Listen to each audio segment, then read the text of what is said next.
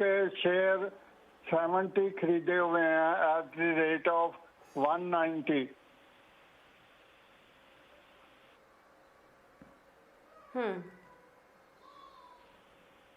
ठीक है सुरेंद्र जी, कोई टाइम आपने अपने लिए तय किया है कितना समय के लिए आप होल्ड कर सकते हैं स्टॉक को? मैंने ये शेयर ना आईपीओ में लिए थे, 4-5 साल हो गए हैं। अच्छा, हाँ, तो ये लॉस में ही जा रहे हैं, तो आईपीओ के इसलिए समय मैंने का सेल है नहीं आपके किए। पास ये होल्डिंग?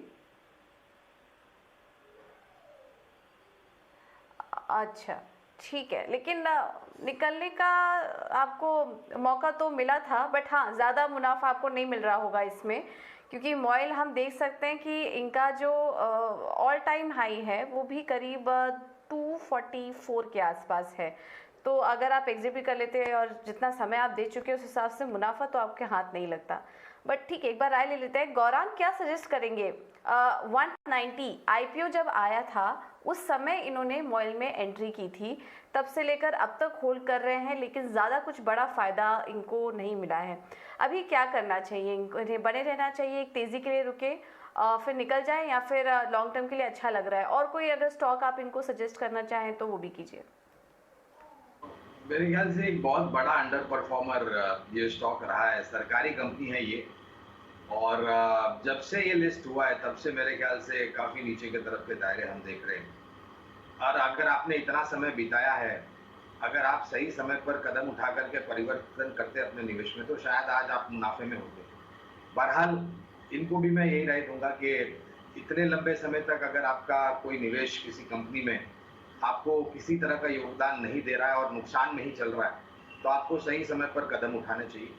अगर ये बदलाव या परिवर्तन करना चाहते हैं तो इसी स्तर के आसपास, और ये जो करेक्शन आया है, मेरे ख्याल से काफ़ी निवेशकों को मैं ये राय दूंगा कि ये समय है कि अगर आपके पोर्टफोलियो में कोई ऐसे शेयर्स हैं जो ठीक से योगदान नहीं दे रहे हैं या फिर नीचे की तरफ जा रहे हैं, नुकसान ही तो नुकसान दे रहे हैं, तो ये समय है कि आपको उनमें परिवर्तन करना चाहिए। यानी कि वो जो स्टॉक्स हैं जो कंट्रीब्यूट नहीं कर रहे हैं, परफॉर्म नहीं कर रहे हैं, उनको निकाल करके अच्छे क्षेत्र में, अच्छे स्टॉक्स में निवेश करके। उदाहरण के तौर पर इनको मैं 2 विकल्प दे सकता हूँ जो मेरे ख्याल से इनका जो निवेश है एमओआईएल में उसके आसपास है।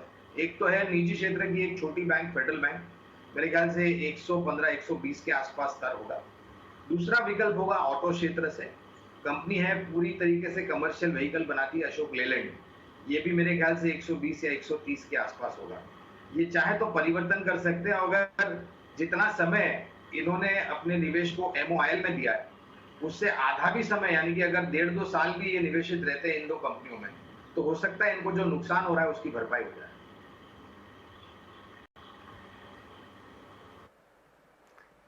बिल्कुल, ये अच्छा सजेशन है आपके लिए सुरेंद्र जी। बहुत समय आप दे चुके हैं और ज़्यादा नुकसान नहीं हुआ है तो घबराने की बात नहीं है। 2000 के आसपास का नुकसान आपको हो रहा है इस वक्त, लेकिन निकल जाइए।